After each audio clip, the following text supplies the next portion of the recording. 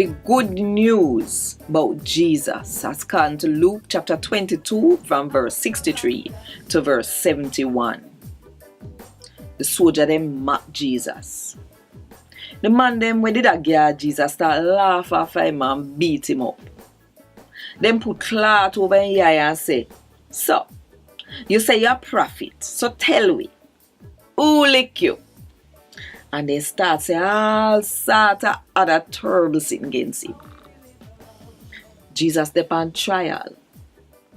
When morning come, the group and make up of the head priest and the law teacher, they meet up and get order for Jesus come before them.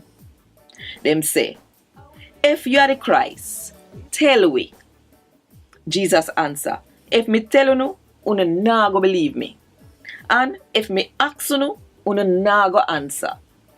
From now on, the man where God pick, I go sit down at the right hand of God, we powerful." All of them ask him say, "So, your God pick me?" Jesus answer and say, "Are you say so?" Then them say, "What we want more witness for? We hear it come out of him own mouth." A Gad Wod Dis. Thank God